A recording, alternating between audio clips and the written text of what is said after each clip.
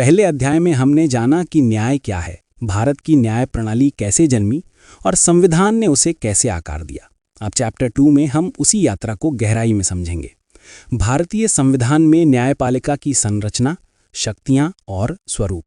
जब भारत ने 26 जनवरी 1950 को अपना संविधान लागू किया तो वो सिर्फ एक राजनीतिक दस्तावेज नहीं था, वो एक जीवित वचन था जो करोड़ों भारतीयों से कह रहा था कि अब तुम्हारा भाग्य तुम्हारे अपने हाथों में है। लेकिन इस वचन को निभाने के लिए जरूरी था कि कोई संस्था हो जो इस संविधान की रक्षा करे, जो ये देखे कि सरकारें, संसद और राज्य किसी भी कीमत पर संविधान की मर्यादा ना तोड़ें। ये जिम्मेदारी मिली भारतीय न्यायपालिका को। न्यायपालिका यानी जुडिशरी संविधान की आत्मा मानी गई, क्योंकि वही ये तय करती है कि संविधान के शब्दों का असली अर्थ क्या है। वो सिर्फ कानून की व्याख्या नहीं करती, बल्कि संविधान के मूल्यों और भावना को जिंदा रखती है। संविधान सभा के सदस्यों के बीच न्यायपालिका को लेकर बड़ी गहरी बहसें हुई थीं। Doctor B.R. अम्बेडकर ने कहा था, न्यायपालिका किसी भी लोकतंत्र की रीढ़ है, अगर वो कमजोर हुई तो संविधान सिर्फ एक कागज का टुकड़ा बन जाएगा। उनका ये कथन आज भी उतना ही सटीक है। संविधान सभा में ये बात तय हुई कि भारत की न्यायपालिका पूरी तरह स्वतंत्र होगी। वो न संसद के अधीन होगी, न कार्यपालिका के। ये विचार अमेरिका की प्रणाली से प्रभावित था, जहां सेपरेशन ऑफ पावर्स यानी तीनों संस्थाओं की स्वतंत्रता पर बहुत जोर दिया गया है। लेकिन भारत ने इसे अपने हिसाब से ढाला। यहां पूर्ण अलगाव नहीं, बल्कि संतुलित स्वतंत्रता यानी बैलेंस्ड इंडिपेंडेंस अपनाई गई। मतलब न्यायपालिका अपनी कार्यप्रणाली में स्वतंत्र है, लेकिन संविधान के ढांचे में बंधी हुई है। भारतीय संविधान के भाग 5 अध्याय 4 में अनुच्छेद 124 से 147 तक सर्वोच्च न्यायालय की व्यवस्था दी गई है। इसी तरह भाग 6 अध्याय 6 में अनुच्छेद 214 से 231 तक उच्च न्यायालयों की व्यवस्था दी गई है और अधीनस्थ न्यायालयों की व्यवस्था अनुच्छेद 233 से 237 में मिलती है। इन अनुच्छेदों के माध्यम से संविधान ने न सिर्फ अदालतों का ढांचा बनाया, बल्कि उनके अधिकार, शक्तियां और सीमाएं भी स्पष्ट कीं। भारत का सर्वोच्च न्यायालय यानी सुप्रीम कोर्ट ऑफ इंडिया 28 जनवरी 1950 को अस्तित्व में आया, यानी संविधान लागू होने के केवल 2 दिन बाद। इससे पहले ब्रिटिश काल में देश का सर्वोच्च न्यायिक निकाय फेडरल कोर्ट ऑफ इंडिया था, जो 1937 में गवर्नमेंट ऑफ इंडिया एक्ट के तहत बनाया गया था। लेकिन उसका अधिकार सीमित था, वो ब्रिटिश संसद से ऊपर नहीं था। जब भारत स्वतंत्र हुआ, तब जरूरत थी एक ऐसी संस्था की जो किसी भी विदेशी शक्ति से स्वतंत्र हो। इसलिए सुप्रीम कोर्ट को भारत के संविधान का सर्वोच्च न्यायिक प्राधिकरण बनाया गया। सुप्रीम कोर्ट की पहली बैठक 28 जनवरी 1950 की सुबह दिल्ली के प्रिंसेस चेंबर, जो आज संसद भवन के पास स्थित है, वहां पर सुप्रीम कोर्ट की पहली बैठक हुई। भारत के पहले चीफ जस्टिस बने न्यायमूर्ति हरिलाल जे कानिया और उनके साथ 7 अन्य न्यायाधीशों ने शपथ ली। पहला ही दिन ऐतिहासिक था, क्योंकि उस दिन भारत ने ये दुनिया के सामने घोषित कर दिया था कि अब न्याय किसी राजा या रानी के अधीन नहीं रहेगा, अब न्याय होगा जनता के संविधान के अधीन। सुप्रीम कोर्ट की संरचना। सुप्रीम कोर्ट के मुखिया होते हैं चीफ जस्टिस ऑफ इंडिया और उनके साथ अधिकतम 33 अन्य न्यायाधीश यानी कुल 34 जज होते हैं। ये सभी न्यायाधीश राष्ट्रपति द्वारा नियुक्त किए जाते हैं, लेकिन नियुक्ति प्रक्रिया केवल राष्ट्रपति के निर्णय पर नहीं होती। इसके लिए एक विशेष व्यवस्था है जिसे कहते हैं कॉलेजियम सिस्टम। इस प्रणाली में देश के सबसे वरिष्ठ जज यानी CJI प्लस 4 वरिष्ठतम न्यायाधीश आपस में चर्चा कर ये तय करते हैं कि किसे उच्च न्यायालय से सुप्रीम कोर्ट में लाना है। ये इसलिए किया गया ताकि सरकार न्यायाधीशों की नियुक्ति पर राजनीतिक दबाव न बना सके। हालांकि इस प्रणाली को लेकर बहसें आज भी जारी हैं, क्योंकि कई लोग मानते हैं कि कॉलेजियम में ट्रांसपेरेंसी की कमी है। सुप्रीम कोर्ट का अधिकार क्षेत्र। अब बात करते हैं सुप्रीम कोर्ट की शक्तियों की। संविधान ने इसे 4 प्रकार के अधिकार दिए हैं: मूल, अपीलीय, परामर्श और पुनरीक्षण। लेकिन यहां हम बिंदुओं में नहीं, समझाने की भाषा में बात करेंगे। सबसे पहले सुप्रीम कोर्ट को मूल अधिकार क्षेत्र मिला है। इसका मतलब है कि अगर 2 राज्यों के बीच कोई विवाद है या केंद्र और राज्य के बीच टकराव है, तो ये मामला सीधे सुप्रीम कोर्ट में जाएगा। जैसे अगर पंजाब और हरियाणा के बीच पानी के बंटवारे का झगड़ा हो या केंद्र सरकार और किसी राज्य के बीच अधिकारों का विवाद हो, तो उसकी सुनवाई केवल सुप्रीम कोर्ट कर सकता है। दूसरा है अपीलीय अधिकार क्षेत्र यानी एपेलेट जुरिस्डिक्शन। मतलब अगर किसी व्यक्ति को हाई कोर्ट के फैसले से असहमति है, तो वो सुप्रीम कोर्ट में अपील कर सकता है। ये वही अधिकार है जो न्याय को अंतिम बनाता है, क्योंकि सुप्रीम कोर्ट का फैसला ही अंतिम माना जाता है। तीसरा है परामर्श अधिकार, यानी एडवाइजरी जुरिस्डिक्शन। यहाँ सुप्रीम कोर्ट राष्ट्रपति के अनुरोध पर किसी संवैधानिक प्रश्न पर सलाह देता है। उदाहरण के लिए, अगर कोई मामला ऐसा हो जिसमें राष्ट्रपति को संदेह हो कि संविधान क्या कहता है, तो वो सुप्रीम कोर्ट से राय मांग सकते हैं और अदालत अपनी कानूनी व्याख्या प्रस्तुत करती है। और चौथा है पुनरीक्षण अधिकार, यानी सुप्रीम कोर्ट खुद अपने पुराने निर्णय की समीक्षा कर सकता है अगर उसे लगे कि न्याय में कोई त्रुटि रह गई थी। न्यायपालिका की आत्मा, अनुच्छेद 32। अब बात करते हैं उस अनुच्छेद की जिसे डॉक्टर अंबेडकर ने संविधान का हृदय और आत्मा कहा था, आर्टिकल 32। इस अनुच्छेद के तहत कोई भी नागरिक सीधे सुप्रीम कोर्ट जा सकता है अगर उसके मौलिक अधिकारों यानी फंडामेंटल राइट्स का उल्लंघन हुआ हो। यानी अगर सरकार या कोई संस्था आपके अधिकार छीन ले तो आपको किसी और जगह नहीं जाना पड़ेगा, आप सीधे देश की सर्वोच्च अदालत के दरवाजे पर दस्तक दे सकते हैं।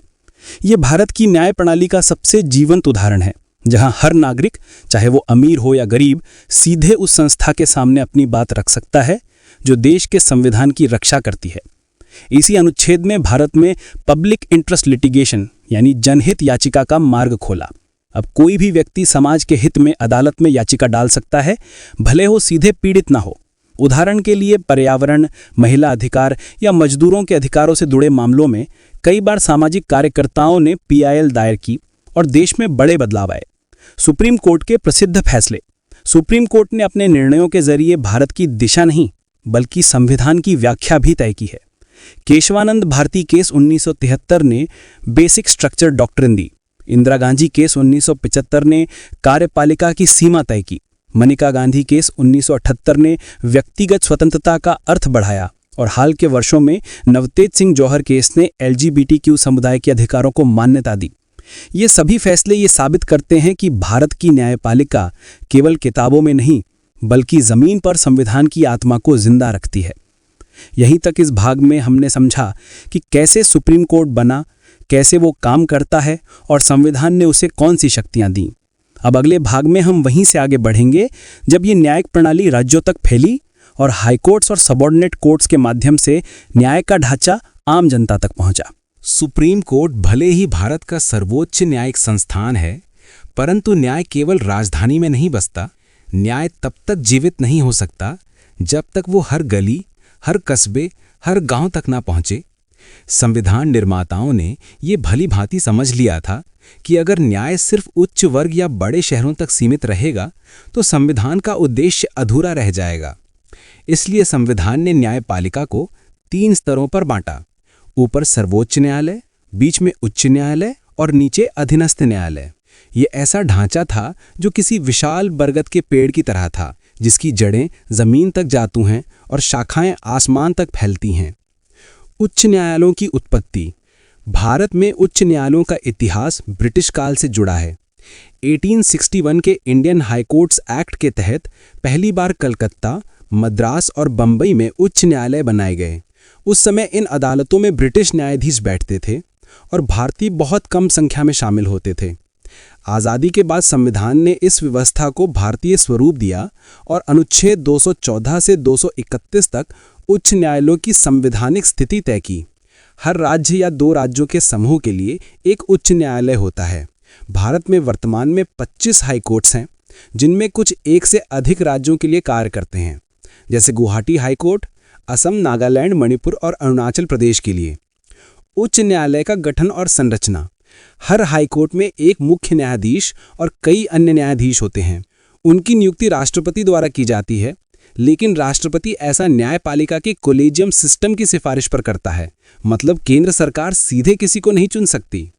ये वही प्रणाली है जो न्यायपालिका की स्वतंत्रता की गारंटी देती है।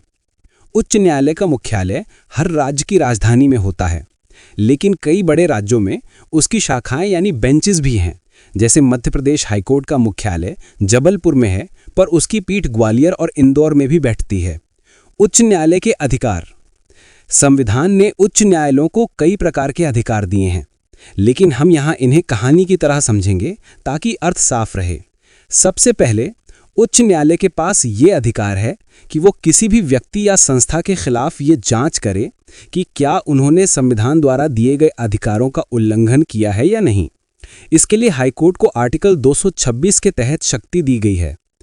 यह अनुच्छेद सुप्रीम कोर्ट के आर्टिकल 32 जैसा ही है, लेकिन एक बड़ा फर्क यह है कि आर्टिकल 32 केवल फंडामेंटल राइट्स तक सीमित है, जबकि आर्टिकल 226 के तहत हाईकोर्ट किसी भी कानूनी अधिकार की रक्षा कर सकता है। इस शक्ति के अंतर्गत हाईकोर्ट रिट्स जारी कर सकता है, जैसे हेबियस कॉर्पस, किसी को अवैध रूप से हिरासत में न रखना; मैंडेमस, सरकारी अधिकारी को अपना कर्तव्य निभाने का आदेश देना; सर्सियोररी, निचली अदालत के गलत आदेश को रद्द करना; प्रोहिबिशन, किसी निचली अदालत को उसके अधिकार क्षेत्र से बाहर जाने से रोकना; और क्वो वारंटो, किसी व्यक्ति से ये पूछना कि वो किसी पद पर किस अधिकार से बैठा है।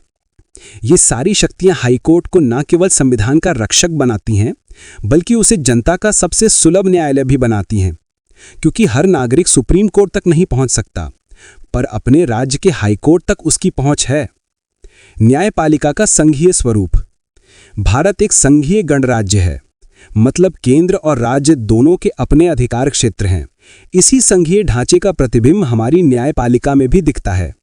सुप्रीम कोर्ट राष्ट्रीय मुद्दों को देखता है, हाई कोर्ट्स राज्य स्तर के मामलों को संभालते हैं और डिस्ट्रिक्ट कोर्ट स्थानीय स्तर पर न्याय देते हैं। लेकिन इन तीनों के बीच कोई अलगाव की दीवार नहीं है। ये एक सीढ़ी की तरह है, जहां अगर आपको निचली अदालत से न्याय नहीं मिला तो आप ऊपर की अदालत में अपील कर सकते हैं, और ये सीढ़ी आखिरकार सुप्रीम कोर्ट तक जाती है। ये व्यवस्था सुनिश्चित करती है कि कोई भी नागरिक किसी भी स्तर पर न्याय पाने से वंचित ना रहे। अधीनस्थ न्यायालयों की भूमिका। अब हम उस स्तर पर पहुंचते हैं जहां से न्याय की असली यात्रा शुरू होती है, डिस्ट्रिक्ट कोर्ट्स और उनके अधीनस्थ न्यायालय। भारत के प्रत्येक जिले में एक जिला एवं सत्र न्यायालय होता है। ये न्यायालय सिविल या दीवानी और क्रिमिनल यानी फौजदारी दोनों प्रकार के मामलों की सुनवाई करता है। इन अदालतों की न्यायाधीशों की नियुक्ति संबंधित राज्य के हाई कोर्ट द्वारा की जाती है। Chief justice of high court ही ये तय करता है कि किसे जिला जज बनाया जाए और किसे स्थानांतरित किया जाए। नीचे के स्तर पर मजिस्ट्रेट कोर्ट्स, मुंसिफ कोर्ट्स, फैमिली कोर्ट्स और सेशन कोर्ट्स होते हैं। ये अदालतें आम जनता के लिए सबसे नज़दीकी न्याय मंच होती हैं। किसी किसान का जमीन का विवाद, किसी व्यापारी का अनुबंध संबंधी झगड़ा या किसी परिवार का घरेलू मामला, इन सब की सुनवाई यहीं होती है। यानी भारत के हर नागरिक की न्यायिक यात्रा की शुरुआत इन्हीं अदालतों से होती है। ग्राम न्यायालय और लोक अदालतें। संविधान का लक्ष्य था सबके लिए सुलभ न्याय, यानी ऐसा न्याय जो समय पर, कम खर्च में और आम आदमी की भाषा में मिले। इस लक्ष्य को पाने के लिए सरकार ने 2 नए तंत्र बनाए, ग्राम न्यायालय और लोक अदालतें। ग्राम न्यायालय अधिनियम 2008 के तहत गांव स्तर पर छोटे मोटे सिविल और आपराधिक मामलों की सुनवाई के लिए ग्राम न्यायालयों की स्थापना की गई। ये अदालतें उस क्षेत्र के लोगों की लोकल भाषा में सुनवाई करती हैं और तकनीकी कानूनी प्रक्रिया से अधिक समझौते की भावना पर आधारित होती हैं। वहीं लोक अदालतें भारतीय न्यायपालिका की एक अनोखी मिसाल हैं। ये अदालतें न केवल केस निपटाती हैं, बल्कि लोगों में सुलह की भावना जगाती हैं। यहाँ दोनों पक्षों की सहमति से समझौता होता है और फैसला तुरंत सुनाया जाता है। इससे ना तो अपील होती है, ना कोई लंबी कानूनी प्रक्रिया। कई बार एक ही दिन में सैकड़ों मामलों का निपटारा लोक अदालतों में हो जाता है। ये भारत की न्यायपालिका का मानवीय चेहरा है। न्याय का मानवीय पक्ष। अगर आप अदालतों के किसी गलियारे में जाके बैठें तो आपको हर चेहरे पर एक कहानी दिखेगी। कहीं कोई पिता अपने बेटे के लिए न्याय मांग रहा है, कहीं कोई महिला अपने अधिकार की लड़ाई लड़ रही है, कहीं कोई किसान जमीन के कागजों के साथ बैठा है, तो कहीं कोई मजदूर अपने बकाया वेतन के लिए खड़ा है। न्यायपालिका की असली पहचान उसकी इमारतों या जजों की कुर्सियों से नहीं होती, बल्कि इन लोगों की उम्मीदों से होती है। हर व्यक्ति जो अदालत के दरवाजे पर आता है, वो न्याय की शक्ति पर भरोसा करके आता है। ये भरोसा ही इस संस्था की सबसे बड़ी पूंजी है। न्यायपालिका का बदलता चेहरा। 21वीं सदी में भारत की न्यायपालिका एक नए मोड़ पर खड़ी है। अब अदालतें सिर्फ फैसला सुनाने की जगह नहीं रहीं, बल्कि वे समाज के बदलाव की शक्ति बन गई हैं। सुप्रीम कोर्ट और हाई कोर्ट्स ने ऐसे कई ऐतिहासिक निर्णय दिए जिन्होंने समाज में न्याय और समानता की नई परिभाषा गढ़ी। जैसे पर्यावरण संरक्षण के मामले में MC मेहता केसेस, महिलाओं की गरिमा के लिए विशाखा गाइडलाइंस, निजता के अधिकार के लिए पुट्टास्वामी केस और सामाजिक समानता के लिए नवतेज सिंह जौहर केस।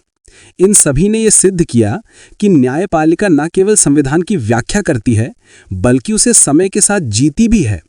अब यहाँ तक की यात्रा में हमने देखा कि कैसे न्यायपालिका का ढांचा ऊपर से नीचे तक फैला हुआ है, सुप्रीम कोर्ट, हाई कोर्ट्स और अधीनस्थ अदालतों तक। लेकिन अब सवाल उठता है कि क्या ये ढांचा, ये संरचना और ये तंत्र वास्तव में समान न्याय दे पा रहा है? क्या हर नागरिक, चाहे वो किसी गांव का किसान हो या किसी महानगर का व्यापारी, न्याय के इस विशाल वृक्ष की छाया तक पहुंच पा रहा है? यही प्रश्न हमें अगले भाग में ले जाता है, जहां हम जानेंगे कि न्यायपालिका के काम करने की चुनौतियां, सुधार और भविष्य क्या हैं। क्या हर नागरिक, चाहे वो किसी गांव का किसान हो या किसी महानगर का व्यापारी, न्याय के इस विशाल वृक्ष की छाया तक पहुंच पा रहा है? भारत की सबसे बड़ी चुनौती यही है कि न्याय का ये वृक्ष जितना विशाल है, उसकी जड़ें उतनी ही जटिल हैं। न्यायपालिका का ढांचा बन तो गया, लेकिन उसके काम करने के तरीके में ऐसी कई गांठें हैं जो इसे धीमा बना देती हैं। अदालतों में मुकदमों की संख्या हर साल बढ़ती जा रही है। आंकड़े बताते हैं कि देश में 5 करोड़ से ज़्यादा मामले लंबित हैं। इसका मतलब ये है कि हर भारतीय अदालत के सामने एक ऐसा पहाड़ खड़ा है जिसे पार करने में वर्षों लग जाते हैं। और यही सबसे बड़ा सवाल बन जाता है, क्या विलंबित न्याय न्याय कहलाने योग्य भी है? कई बार न्याय की देरी इतनी लंबी होती है कि जब फैसला आता है तो उसका अर्थ ही बदल चुका होता है। किसी गरीब किसान की ज़मीन का केस जो 30 साल से चल रहा हो, फैसला तब आता है जब या तो वो व्यक्ति इस दुनिया में नहीं रहता या उसके बच्चे उसी केस को विरासत में पा लेते हैं। अदालतों के गलियारों में डेट मिल गई नाम का एक मजाक चलता है, क्योंकि कई बार केस की तारीख ही फैसले से बड़ी खबर बन जाती है। इस देरी के पीछे कई कारण हैं, जजों की कमी, पुराने कानून, तकनीकी बाधाएं और सबसे बड़ी बात, अनावश्यक मुकदमे। भारत में अक्सर लोग हर विवाद को अदालत तक खींच लाते हैं, चाहे वो 2 भाइयों की ज़मीन का झगड़ा हो, मकान मालिक और किराएदार का विवाद या फिर छोटी सी रकम का लेन देन। नतीजा ये होता है कि असली गंभीर मामलों को भी उसी लंबे लाइन में खड़ा रहना पड़ता है। लेकिन इस पूरी तस्वीर का दूसरा पहलू भी है। इन तमाम बाधाओं के बावजूद न्यायपालिका ने अपने भीतर सुधार की प्रक्रिया शुरू कर दी है। आज ई-कोर्ट्स की शुरुआत हो चुकी है। अब कई मामलों की सुनवाई वीडियो कॉन्फ्रेंसिंग के माध्यम से होती है। महामारी के समय यही तकनीक देश की अदालतों को चलाती रही। अब ऑनलाइन फाइलिंग, ई-सबूत और डिजिटल रिकॉर्ड जैसे प्रयोग आम हो रहे हैं। इससे ये उम्मीद जगी है कि आने वाले वर्षों में न्याय की गति तेज होगी और पारदर्शिता भी बढ़ेगी। भारत में अब लोक अदालतें, मध्यस्थता केंद्र और ग्राम न्यायालय जैसे वैकल्पिक माध्यम भी सक्रिय हो गए हैं। इनका मकसद ये है कि जो मामले आपसी समझौते से सुलझ सकते हैं, उन्हें अदालतों की लंबी प्रक्रिया से बचाया जाए। उदाहरण के लिए, किसी सड़क दुर्घटना मुआवजे का मामला या बिजली बिल विवाद, ऐसे मामलों को लोक अदालतें जल्दी निपटा देती हैं। इससे जनता का समय भी बचता है और अदालतों का बोझ भी कम होता है। फिर भी न्याय का सवाल सिर्फ व्यवस्था का नहीं, सोच का भी है। जब कोई गरीब मजदूर अपनी मजदूरी के लिए अदालत जाता है और अमीर कंपनी का वकील उसे कानूनी धाराओं में उलझा देता है, तो वहां कानून तो मौजूद है लेकिन न्याय नहीं। ये अंतर समझना जरूरी है। न्यायपालिका को जितना कानूनी होना चाहिए उतना ही मानवीय भी। यही कारण है कि सुप्रीम कोर्ट और हाई कोर्ट के कई जज अपने निर्णयों में नैतिकता और संवेदना को प्राथमिकता देते हैं। भारत के इतिहास में कई ऐसे मामले रहे हैं जहां न्यायपालिका ने सिर्फ कानून नहीं, इंसानियत के हिसाब से भी फैसला दिया। 1978 का मानका गांधी मामला इसका सबसे अच्छा उदाहरण है। इस केस में सुप्रीम कोर्ट ने कहा था कि व्यक्तिगत स्वतंत्रता का अर्थ केवल जेल में ना बंद होना नहीं है, बल्कि जीवन जीने की गरिमा भी है। ये निर्णय सिर्फ कानूनी नहीं था, ये हर व्यक्ति की आत्मा की व्याख्या था। इसी तरह विशाखा बनाम राजस्थान राज्य केस में अदालत ने महिलाओं के कार्यस्थल पर सुरक्षा के लिए दिशा निर्देश बनाए, जबकि उस समय ऐसा कोई कानून नहीं था। ये दिखाता है कि जब समाज किसी नई समस्या का सामना करता है तो न्यायपालिका उसका समाधान खोजने की कोशिश करती है, भले वो संविधान में सीधे लिखा ना हो। लेकिन हर कदम पर आलोचना भी होती है। जब अदालतें सरकार की नीतियों पर सवाल उठाती हैं या किसी विधेयक को असंवैधानिक घोषित करती हैं, तो कई बार कहा जाता है कि न्यायपालिका अपनी सीमा से बाहर जा रही है। इसे जुडिशियल ओवररीच कहा जाता है। वहीं जब अदालतें चुप रहती हैं तो कहा जाता है कि वो कमजोर पड़ रही हैं। इन दोनों के बीच संतुलन बनाए रखना ही भारतीय न्यायपालिका की असली परीक्षा है। आज के समय में एक नई चुनौती उभर रही है, पारदर्शिता की। लोग जानना चाहते हैं कि जज कैसे चुने जाते हैं, उनके खिलाफ कार्यवाही का तरीका क्या है और क्या न्यायपालिका खुद जवाबदेह है? 2014 में जब सरकार ने नेशनल जुडिशियल अपॉइंटमेंट्स कमीशन यानी NJAC लाने की कोशिश की तो सुप्रीम कोर्ट ने उसे असंवैधानिक घोषित कर दिया। अदालत का तर्क था कि इससे न्यायपालिका की स्वतंत्रता खतरे में पड़ जाएगी। मगर जनता में ये प्रश्न बना रहा कि फिर न्यायपालिका खुद अपनी नियुक्तियों में पारदर्शिता कैसे सुनिश्चित करेगी? यानी अब ये समय आ गया है कि न्यायपालिका सिर्फ स्वतंत्र ही नहीं बल्कि उत्तरदायी भी बने। स्वतंत्रता और जवाबदेही दोनों मिलकर ही सच्चा न्याय संभव कर सकते हैं। अब बात करते हैं न्याय के भविष्य की। आज जब हर चीज़ डिजिटल हो रही है तो कानून और न्याय भी तकनीक की ओर बढ़ रहे हैं। आर्टिफिशियल इंटेलिजेंस के जरिए दस्तावेजों की जांच, केस लॉ की खोज और फैसलों की ड्राफ्टिंग शुरू हो चुकी है। कई देशों में तो शुरुआती स्तर के निर्णय मशीनें दे रही हैं। भारत में भी ई-कोर्ट्स प्रोजेक्ट न्यायपालिका को आधुनिक बना रहा है।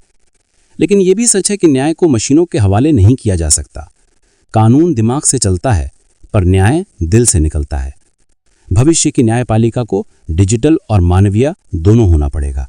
उसे तेज भी होना पड़ेगा और संवेदनशील भी। न्याय का अर्थ सिर्फ सजा देना नहीं है बल्कि समाज में विश्वास जगाना है। ये विश्वास कि अगर किसी के साथ अन्याय हुआ है तो एक ऐसी शक्ति मौजूद है जो उसका पक्ष सुनेगी, भले पूरी दुनिया उसके खिलाफ क्यों ना हो। भारत की न्यायपालिका आज भी दुनिया की सबसे आकृष्ट सक्रिय न्याय व्यवस्थाओं में से एक है। हर साल लाखों निर्णय होते हैं और इनमें से कई देश के भविष्य को तय करते हैं। कभी कभी कोई फैसला समाज में नई दिशा देता है, कभी कोई टिप्पणी जनचेतना का कारण बनती है। लेकिन इस सब के बीच असली कसौटी वही है, क्या हर व्यक्ति को न्याय मिल रहा है? ये प्रश्न आज भी उतना ही जीवित है जितना संविधान के निर्माण के समय था। संविधान ने हमें न्याय का अधिकार दिया, पर न्याय पाने का संघर्ष हमें खुद करना पड़ता है। यही लोकतंत्र की सुंदरता भी है और उसकी चुनौती भी। और जब हम इस संघर्ष को समझते हैं तो महसूस होता है कि न्याय केवल अदालत की चार दीवारी में नहीं होता। कई बार वो किसी पत्रकार की सच्ची रिपोर्ट में होता है, किसी छात्र की आवाज में होता है, किसी महिला के साहस में होता है जो अपने अधिकार के लिए खड़ी होती है। कानून उन्हें शब्द देता है पर न्याय उन्हें अर्थ देता है। तो अगर पूछा जाए कि आज भारतीय न्यायपालिका कहाँ खड़ी है तो जवाब यही होगा कि वो वहाँ खड़ी है जहाँ हर नागरिक की उम्मीद खड़ी है। कभी धीमी, कभी थकी हुई, पर आज भी जिंदा, जागती और चलती हुई। वो अदालतों के आदेशों में नहीं बल्कि उस विश्वास में बसती है जो हर भारतीय के दिल में है कि चाहे कितना भी अंधेरा क्यों ना हो, न्याय की सुबह जरूर आएगी। तो दोस्तों, अगर ये चैप्टर की कहानी आपको पसंद आई हो तो चैनल को लाइक, शेयर और सब्सक्राइब जरूर करें।